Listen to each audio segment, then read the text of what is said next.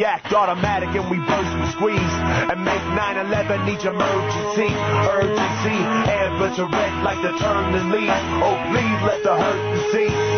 Don't let apathy police the populace. We will march across those stereotypes that were marked for us. The answer's obvious. We switch the consonants and change the swords to words and lick continent. Rise, together we rise, together we rise, together we rise, together we rise, together we rise. Thank you for joining us. Deadline Live, Mayday, 2009.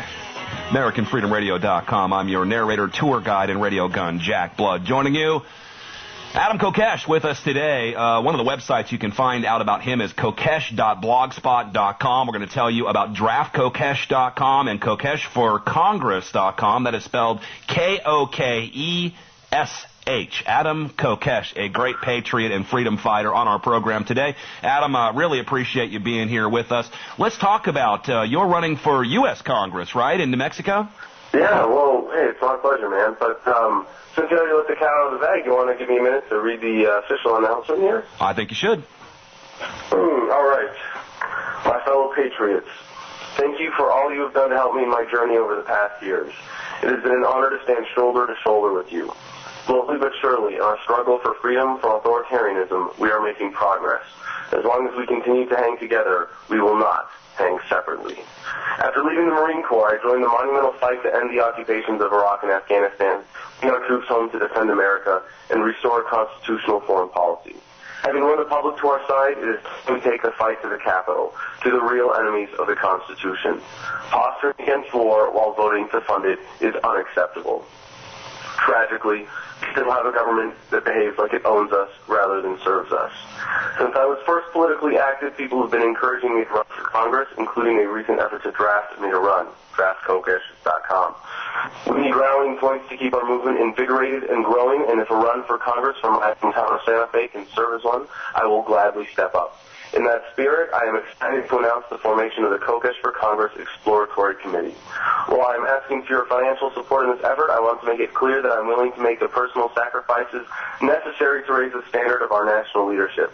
If elected, I will not accept the congressional salary of approximately $170,000, but only the national average income. It is unbearable in these difficult times for Congress to tell the American people what is best for us economically while they vote themselves another pay raise and burden our children with impossible debt. Enough is enough. There is a temporary website up now at kokeshforcongress.com. Please sign up and donate there as we prepare for the launch of a complete site on June 1st. It is time once again to draw the line between patriots and loyalists. I am a patriot because I am committed to the ideals of liberty and equality this country is destined to achieve, loyal to no false authority. I know that much more than political resistance is required to achieve a paradigm shift, but we can do no wrong standing up for what we know to be morally right. Regardless of my decision, I remain eternally committed to the cause of liberty. Love, faith, respect. Adam Kokesh. Yeah, and Adam, I know all of that is true, and you have definitely, your works definitely show what kind of a person you are. In other words, guys, ladies and gentlemen, he is a guy who walks the talk, and that is what we need in government. I don't know if there's any political solutions, Adam, but we sure got to try. Based on the talk in government, I would hope that nobody's doing any kind of walking, but...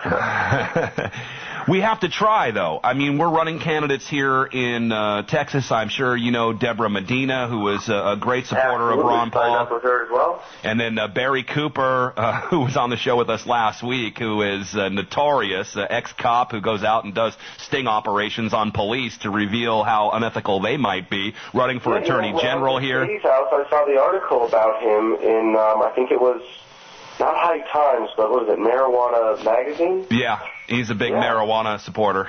Yeah. Yep. Well, and he's got a very compelling story. He's a great guy, and he's running for Attorney General here. The last guy we ran here in Austin, Texas, David Van Oz, got something like 38% of the vote. That's how close we're getting. So we can't give up on politics. I'm not sure that's the solution, but we could do a lot worse than having you in U.S. Congress to help Ron Paul move through with his non-agenda agenda. Well, about that, hold on. I want to take a step back because, I am getting involved here in electoral politics and stepping forward, I think pretty boldly in this arena as a candidate that really is going to challenge the status quo.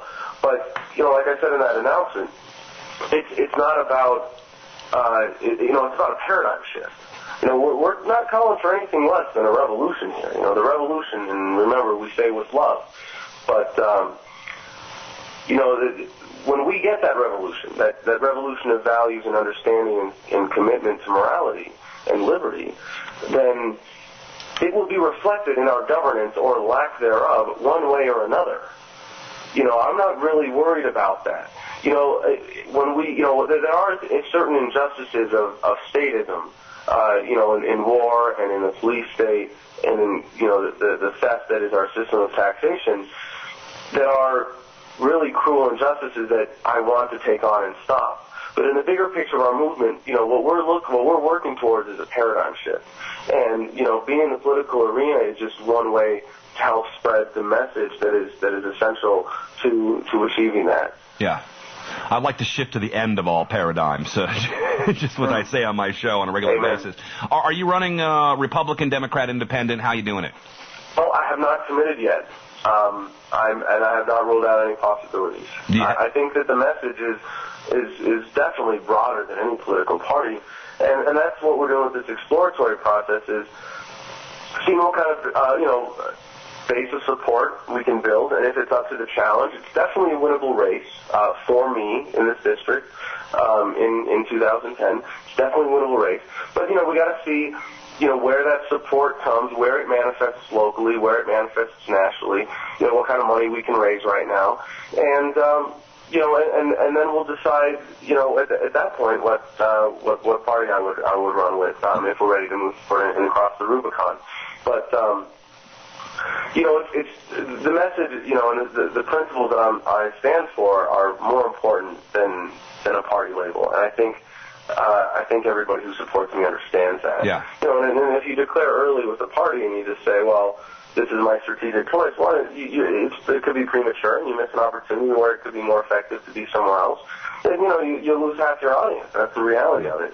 And the message of our movement deserves a much broader audience, and so that's why I'm taking on that spirit and that strategy right now with the Exploratory Committee. Yeah, you got to look at all the different elements of the landscape, right? Who the incumbent is, who's running, and what the best strategy is going to be to we've done most of that work. Yeah, first off, you want to get the most attention. You got to get in these debates, as we tell people, and do whatever it takes to get there. I think, first of all, I can speak for almost all of my audience who I know would support you in this. I know that all the Ron Paul people will support you in this. And so I know you're going to have a lot of national support. And we've, had other people who have run for U.S. Congress. I'm thinking back to Cindy Sheehan running against Nancy Pelosi. Would have been nice to have had her take that seat. Would have really been helpful as we're leading into this. And she got a lot of national support, and she did quite well in that election, which was underreported. But this is what it's all about. I mean, if we have a U.S. congressman, if you decide to go on this run in New Mexico, it's not just going to benefit the people of New Mexico. It's going to benefit all of us, and we all need to support it. Well, I'm glad you can see it that way. I hope, I hope the rest of the movement does, and that's part of what we're doing in the exploratory phase right now, is to see how much people are willing to get behind that idea. But obviously, Ron Paul needs some help, and Ron Paul represents people all over this country. Yeah, Ron Paul is my president, and he needs some help.